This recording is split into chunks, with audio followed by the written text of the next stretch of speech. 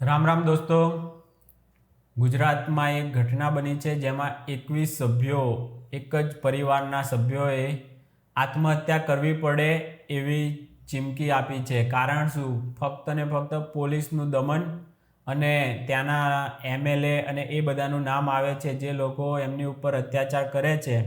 તો શું છે આખી ઘટના એ સમજવાની કોશિશ કરીએ। જય મા ઉમા ખોડલ। હું મેઘના રાણપરિયા, પાટીદાર સમાજની દીકરી, પાટીદાર સમાજની પુત્રવધુ। આજે સોશિયલ મીડિયાના માધ્યમથી હું આપ સૌની સમક્ષ મારી રજૂઆત લઈને આવી છું। આપ સૌને મારી નમ્ર વિનંતી છે કે આ વિડીયોને અંત સુધી જોજો। વાત કરવી છે મારે તારીખ 26 સપ્ટેમ્બર 2025 એટલે તાજેતરની સવારના 5:30 વાગ્યે ખોટી એફઆઈઆર થાય છે ધર્મેશ રાણપરિયા ઉપર। આ એફઆઈઆર ખોટી છે હું એટલા માટે કહું છું કે એના દરેક પ્રૂફ પોલીસ પાસે છે કે એ ખોટી છે અને પોલીસે અમને બતાવ્યા જ છે, પણ પોલીસે અમને એમ કીધું છે કે આ અમારે ઉપરથી છે કે એટલે અમે આમાં કાંઈ કરી ન શકીએ, એટલા માટે ખોટી કહું છું। જો કે આની ડિટેલ માહિતી માટે હું એક સ્પેશિયલ અલગથી વિડીયો આવતા સમયમાં અપલોડ કરીશ, પણ આજે જે વાત કરવી છે ને એ એની 1.5 કલાક પહેલા જે ઘટના ઘટી ને 4 વાગે એના માટેથી ત્યાંથી આપણે શરૂઆત કરવાની છે। સવારના 4 વાગે એક પોલીસની ગાડી, એમાં 6 પોલીસવાળા સવાર છે અને લોઠિયા ગામે જાય છે જ્યાં મારા વૃદ્ધ સાસુ સસરા 70 વર્ષથી મોટી ઉંમરના એકલા રહે છે।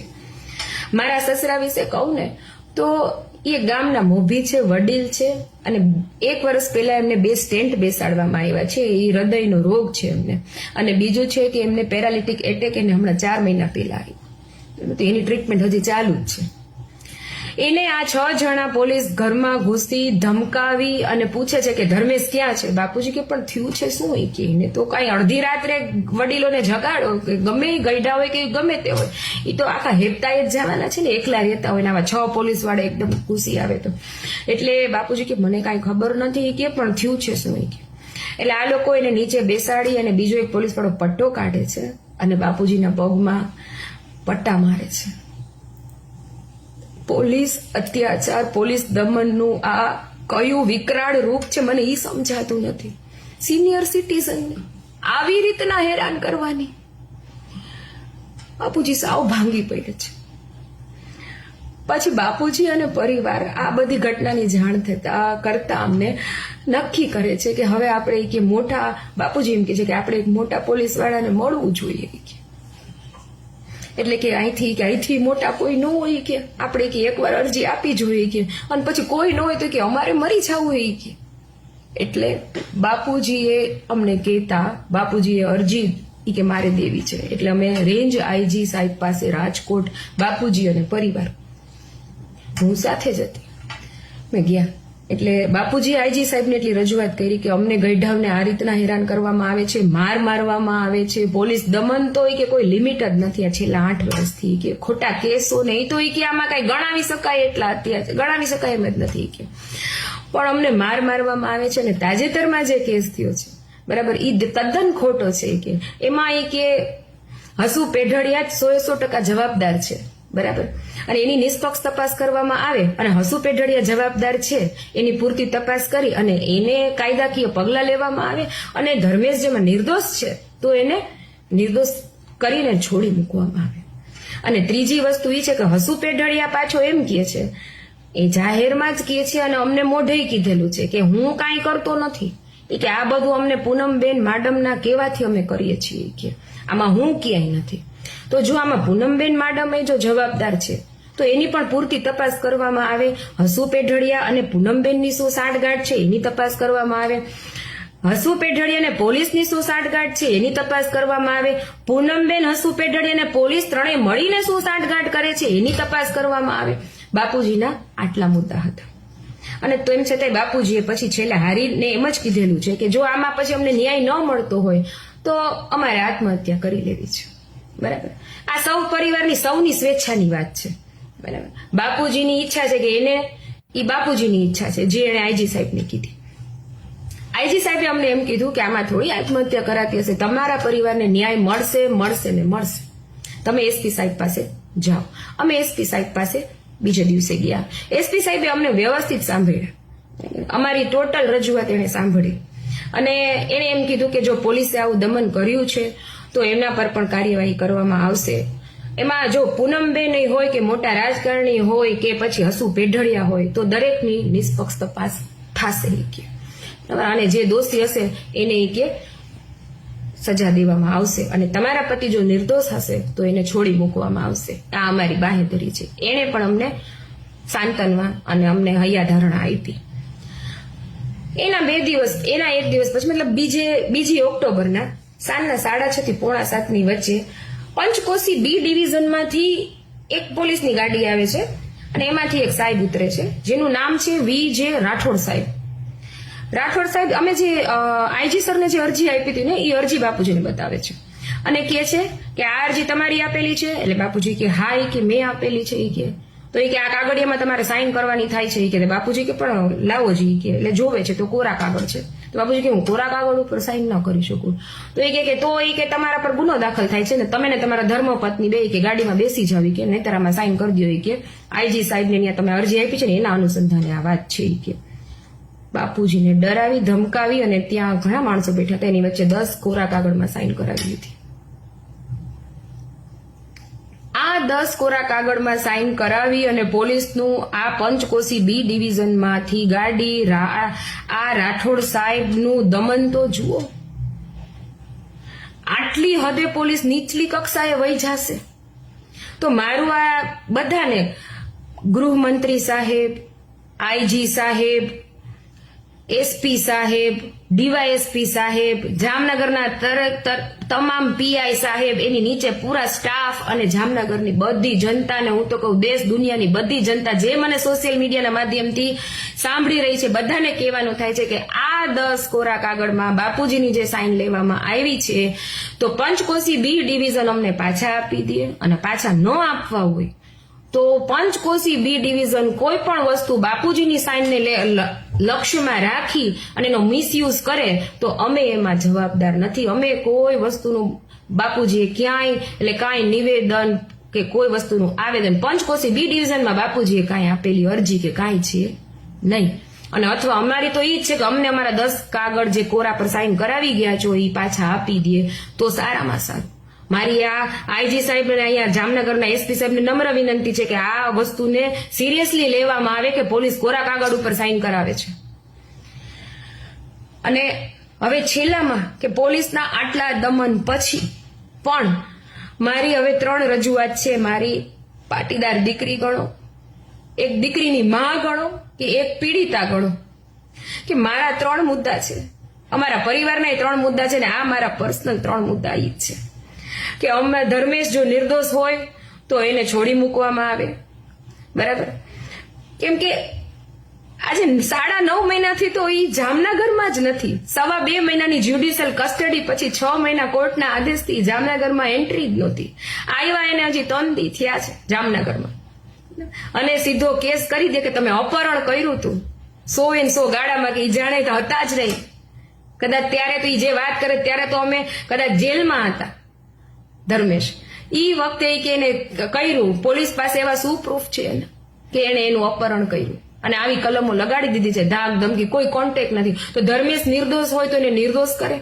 બીજી વસ્તુ કે એમાં હસુ પેઢડિયા નો સાથ સહકાર છે જેના પ્રૂફ મને બતાવવામાં આવ્યા છે તો એને રેકર્ડ ઉપર લઈ અને જે ખરેખર દોષી છે હસુભાઈ પેઢડિયા તો એના પર કડક કાર્યવાહી અને કાયદાકીય પગલાં લેવામાં આવે. અને ત્રીજી વસ્તુ જો હસુભાઈ બેનનું નામ લે છે કે મારા બધુંય મારે નથી કરવું હતું, મને પૂનમબેન માડમ કહે છે, ભલે બેનની જે મજબૂરી હોય એનો વિડીયો આપણે પછી ડિક્લેર કરશું કે બેનની શું મજબૂરી હોઈ શકે.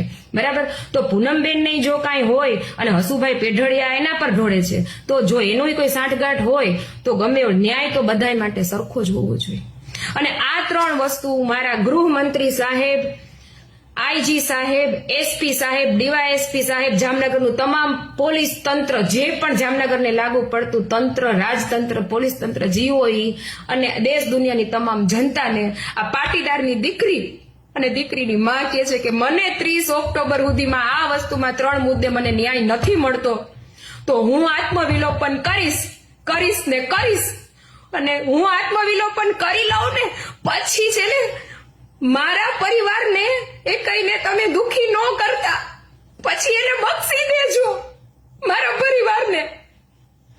અને હું મરી જાઉં ને, હું આત્મવિલોપન કરું ને, એના માટે પૂરેપૂરા જવાબદાર આ જેટલાના નામ લીધા, પૂનમબેન માડમ, હસુ પેઢડિયા, તમામ પોલીસ તંત્ર અને આ બધાને લાગતા વળગતા સાઠગાંઠમાં આવતા દરેક લોકો, લગારિયા સાહેબ, રાઠોડ સાહેબ, આખું એ ડિવિઝન પોલીસ તંત્ર જેણે મને પર્સનલી હેરાન કરી છે, મને બધું બતાવી, અને મારી પાસે વિડીયો છે, હું બધુંય મૂકતી જઈશ, પણ મારા પરિવારને મારા મહિના પછી હેરાન ન કરતા. ભગવાન સૌને સદબુદ્ધિ દે. અને હું તો કઉ છું કે ન્યાય મળે, મારા મહિના પછી મળતો હોય ને તો મારું મોત સફળ જશે. જય મા ખોડલ. જય શ્રી કૃષ્ણ મિત્રો, હું સંજય આહિર, જય દ્વારકાધીશ. દોસ્તો, વાત કરવી છે કે જ્યારે જામનગરની અંદર પાટીદાર સમાજના એક જ પરિવારના 21 સભ્યોએ જ્યારે એવી જાહેરાત કરી કે અમે આત્મહત્યા કરી રહ્યા છીએ પૂનમબેન માડમના ત્રાસથી, ત્યારે આ છાપામાં આવ્યું અને ઘણા લોકોએ મને ફોન કર્યા કે ભાઈ આમાં હકીકત શું છે. ત્યારે હું આયોજનમાં વ્યસ્ત હતો એટલે મેં કીધું 2 દિવસ પછી આપણે વાત કરીશું, માંડીને વાત કરીશું. અમારા એની સાથે સાથે બીજી વાત એ છે કે અમારે જે જામનગર છે એમને જામનગરની અંદર 2 આહિર સમાજ વસે છે. હવે 2 આહિર સમાજ જે વસે છે કઈ રીતે વસે છે કે એક આહિર સમાજ છે કે જે પવિત્ર, સાત્વિક અને સમાજનું વિચારવાવાળો વર્ગ છે, જેની અંદર ગરીબ વર્ગ છે, મધ્યમ વર્ગ છે અને પૈસાદાર વર્ગ પણ છે. એક સમાજ છે, એ સમાજ છે એ 90%માં છે. એક સમાજ 10%માં છે, જેનું નામ છે પૂનમબેન માડમ આહિર સમાજ. આ ભાગલા 2 છે. હવે આજે પૂનમબેન માડમ આહિર સમાજની ટીમ છે, બહુ મજબૂત છે, પૈસાદાર છે, એની પાસે બ્લેક મની પણ છે, અને સાથે સાથે સમાજમાં પ્રતિનિધિત્વમાં પણ એમનું ખૂબ પ્રમાણમાં એ લોકોનું ધ્યાન છે કે એ લોકો શું સમાજમાં પૈસાને બહુ આપતા હોય, એટલે સમાજમાં એનું વર્ચસ્વ હોય અમુક જગ્યાએ. એટલે અમુક જગ્યાએ જે વર્ચસ્વ છે, અને આ જે પૂનમબેન માડમ આહિર સમાજ છે એમના લીડર કોણ છે ખબર છે? એના લીડર પાછા પરિમલભાઈ નથવાણી છે. એ આખી ચેનલ છે, જે ચેનલ સમાજને અંદરથી ખોખલી કરી રહી છે. પરંતુ અત્યારે હું પૂનમબેન માડમ આહિર સમાજ છે એમને કહેવા માંગુ છું કે પૂનમબેન માડમને હાલ મેં બચાવ્યા છે, તેનો તમારા બધાને મને આભાર માનવાનો છે. કોમેન્ટમાં તો તમે આભાર માની નહીં શકો, રૂબરૂ ક્યારેક મળશો તો પણ માની લેજો આભાર. કારણ કે હાલ એમને જેલ જતા પણ બચાવ્યા છે, અને હાલ મેં સાથે સાથે 21 પરિવારોના જીવો પણ બચાવ્યા છે. એનું કારણ છે દોસ્તો કે જ્યારે આ પાટીદાર પરિવાર જે છે એ જયેશ પટેલનો પરિવાર છે. આ જયેશ પટેલ જે છે કે એમના ઉપર ઘણા બધા આરોપો છે. હાલે ઇંગ્લેન્ડની જેલમાં છે, અને જે એક જામનગરની અંદર જમીન માફિયાઓની જે ગેંગસ્ટરો જે છે, જે મજબૂત બન્યા હતા, એ ગેંગસ્ટરોમાં જયેશ પટેલ પણ સામેલ હતા. બીજા જે ગેંગસ્ટરો છે એ તો અત્યારે પૈસાદાર થઈ ગયા છે ને પોતે વ્હાઇટ કોલર બનીને બજારમાં ફરે છે, એને કોઈ અડતું નથી. પણ જયેશ પટેલને આ પરિમલભાઈને જે વાંધા હોય એના હિસાબે જયેશ પટેલ આ ટીમ આવી. આજે જયેશ પટેલ આ ટીમમાં આવી ગયા પછી જયેશ પટેલનું આ કોઈ કંઈ ઉખેડી ના ગયું, કેમ કે જયેશ પટેલ ઇંગ્લેન્ડ વયો ગયો અને ત્યાં એને શરણાગતિ ઇંગ્લેન્ડમાં લઈ લીધી, અને પછી ઇંગ્લેન્ડની કોર્ટે એમને ત્યાં ઇંગ્લેન્ડમાં જ રહેવા માટે, જેલમાં રાખવા માટેની મંજૂરી ને જેલમાં રાખ્યા, અને બધું સરકાર સામે એ લોકોની ફાઇટ ચાલે છે. એમાં આપણે અત્યારે ડીપમાં અભ્યાસ કરેલો નથી, પરંતુ આમાં જે વિષય બન્યો એમાં જયેશ પટેલના પરિવારે મારો સંપર્ક કર્યો હતો કે સંજયભાઈ, તમે એક સાચી વાત કરી રહ્યા છો જામનગરની અંદર, બાકી કોઈ અમારી વાત સાચી કરશે નહીં, અમે લોકો આત્મહત્યા કરવા જઈ રહ્યા છીએ. આ વિષયની એમને મને વાત કરી. એટલે મેં પૂછ્યું કે શું થયું, ત્યારે એમણે કહ્યું કે અમારા ઉપર જયેશને કંઈ આ લોકો કરી નથી શકતા, એટલે જયેશના ભાઈ ઉપર અને એમની સાથે અમારા આહિર સમાજના હાથલિયા ભાઈ, જયેશ પટેલના ભાઈ સાથે કોઈ છે, એમને અને એમના ઉપર ખોટા કેસો કર્યા, અને જે 1.5-2 વર્ષ પહેલા બનાવ બન્યો તો એના હમણાં કેસ કર્યા. એ કેસ પતી ગયા પછી જેલમાંથી છૂટ્યા પછી ફરીથી એ જે ધર્મેશ છે જયેશના ભાઈ, એમના ઉપર ફરીથી એક ને એક કેસમાં બીજી વખત દવા પીવડાવી પેલા ભાઈને, ને આ બધું નાટકો કર્યા ને એને ઉપર આ કર્યું. એનાથી વિશેષ એ છે કે પછી 5 વાગે ફરિયાદ લખાય અને 4:30 એમના ગામ જયેશ પટેલના ગામડે જઈને એમના મમ્મી પપ્પાને પટ્ટા મારવામાં આવે. એના મમ્મી પપ્પા એ ત્યાંનું જે ગામ છે એમ લોકોનું, એ ગામના લીડર છે, અને એ ગામની અંદર એમની એક સારી છાપ છે. ત્યારે જ્યારે ગામની વચ્ચે એનું અપમાન કરવામાં આવે, એમને પટ્ટા મારવામાં આવે, એમના ઘરે પોલીસના કાફલા ઉતારવામાં આવે, ત્યારે એ લોકોએ વિચાર્યું કે હવે આવી રીતે આપણે જીવન ન જીવી શકીએ અને આપણે આત્મહત્યા કરવી જોઈએ. ત્યારે જ્યારે મારો સંપર્ક કરવામાં આવ્યો ત્યારે મેં એમને સમજાવ્યું કે આત્મહત્યા કરવી એ મોટું પાપ છે, આત્મહત્યા એ કાયરોની નિશાની છે, આત્મહત્યા ન કરવી જોઈએ, આત્મહત્યા વિશે ન વિચારવું જોઈએ.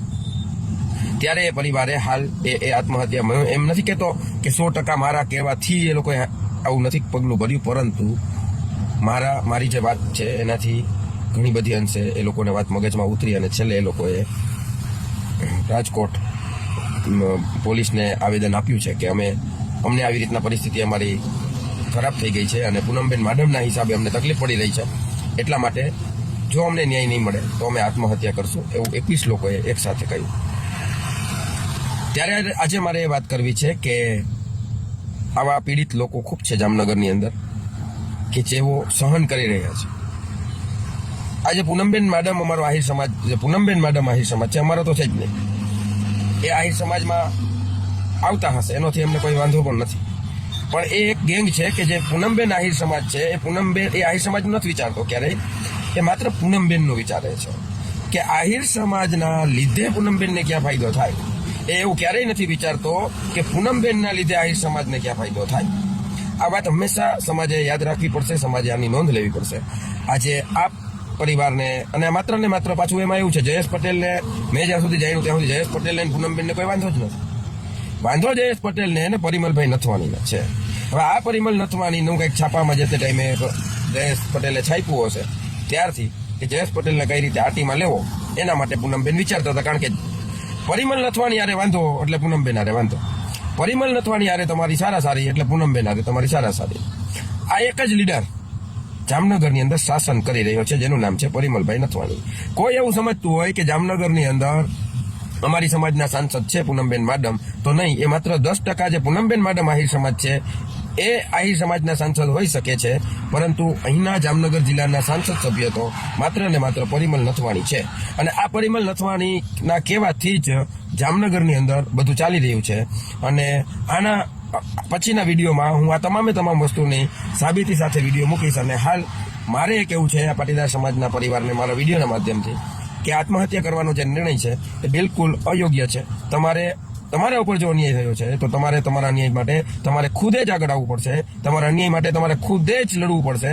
જયેશ પટેલે કંઈ પણ કર્યું હોય ને જયેશ પટેલના હિસાબે જો તમને લોકો હેરાન થતા હો તો અને તમે મારો સંપર્ક કર્યો હોય તો એક આયરના દીકરા તરીકે મારો તમને સપોર્ટ છે આ વિષયમાં કે તમે ક્યારેય આત્મહત્યા કરવાનું વિચારતા નહીં. એક આહિર સમાજના દીકરા તરીકે એક આશરા ધર્મ નિભાવવા માટે હું તૈયાર છું. અને હવે તમારા પરિવાર ઉપર જો ખોટી રીતે કંઈ પણ થશે તો એના માટે હું મારાથી જે થતું હશે, મારાથી જે પણ મારી શક્તિ હશે એટલી હું તમારા માટે પણ આ વાત મૂકીશ અને લોકોને જાગૃત કરવાની કોશિશ કરીશ, લોકોને સાચી વાત કરીશ. તમે કહ્યું કે નોબત આજકાલ અને આ બધું તમારું કંઈ છાપતા નથી અને છાપશે નહીં, કાંઈ વાંધો નહીં. જામનગર જિલ્લા માટે આપણું સોશિયલ મીડિયા ખૂબ મજબૂત છે. જામનગર જિલ્લા માટે સોશિયલ મીડિયા સાથે જોડાયેલા આપણા દોસ્તો ખૂબ મજબૂત છે. જામનગર જિલ્લાની અંદર આપણે જે વાત મૂકી રહ્યા છીએ એ એક વ્યક્તિ સુધી પહોંચી રહી છે, એટલે તમે એ ચિંતા કરો નહીં. પરંતુ હા, તમારે જે તમારા ઉપર જે પૂનમબેન અતિક્રમણ કરી રહ્યા છે, પરિમલ નથવાણી અતિક્રમણ કરી રહ્યા છે, તો આ વાત ગુજરાતના મીડિયા સુધી પહોંચાડવી જોઈએ. એમને પણ આ વાતનો ખ્યાલ આવે કે અહીંયા જામનગરની અંદર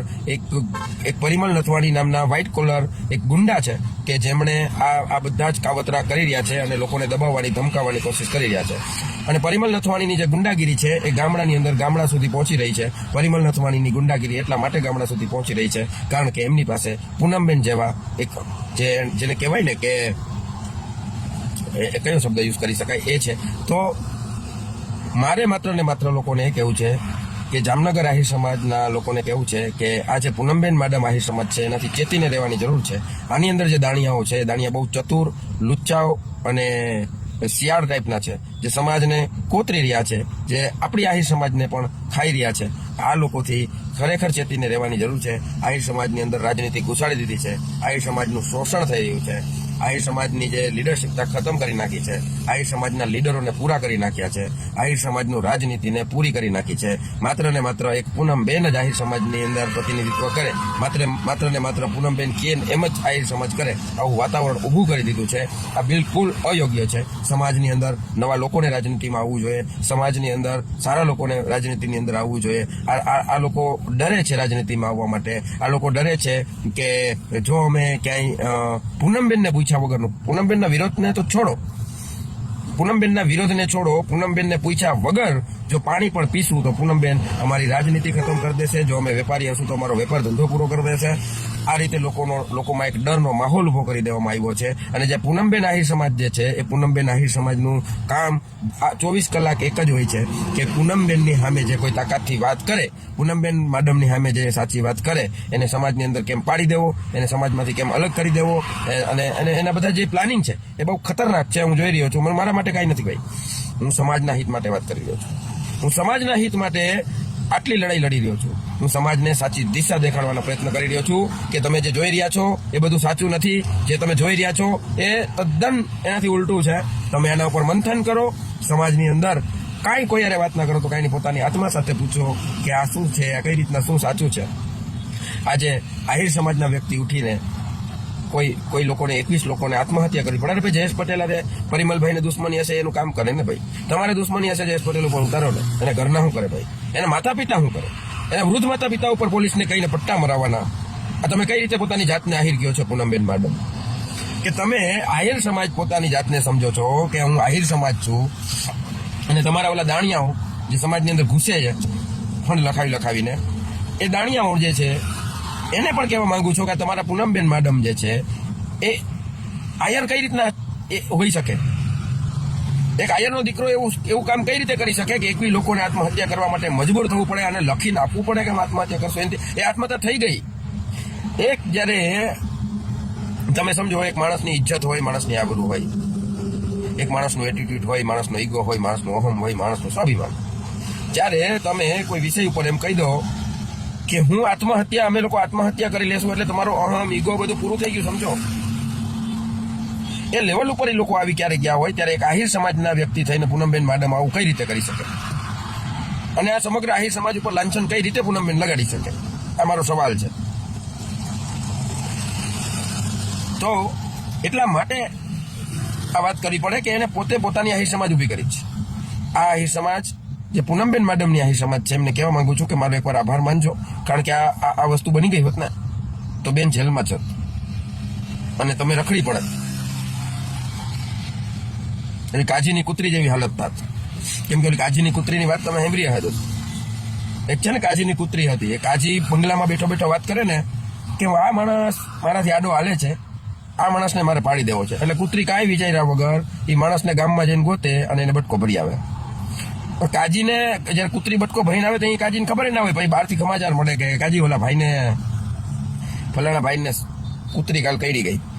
એટલે એ કાજીને કૂતરી છે ને, કાજી છે ને કૂતરીને પૂછે કે બેટા આ તે શું કર્યું?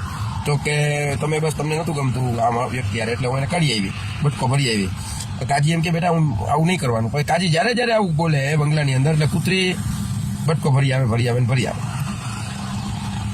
એમાં કેટલાય નિર્દોષ લોકોને બટકો ભરી આવે જેનો કોઈ દોષ જ ના હોય ને ભલે થાય આવું. કૂતરી બીમાર પડે તો મુખ્યમંત્રીનો ફોન આવે કાજીને. કાજી કેમ કે મજબૂત સદ્ધર ગામમાં પૈસાદાર લીડર કે કાજી કૂતરીને હવે સારું હે કે નહીં? કાજી કે બહુ સારું થઈ ગયું, ડોક્ટર આવી ગયા તને કઈ ચિંતા નથી. એવામાં એકવાર કાજી વયા ગયા, કૂતરી થઈ ગઈ એકલી. કાજી વયા ગયા ને કૂતરી એકલી થઈ ગઈ એટલે પછી લોકોએ શું કર્યું ખબર છે?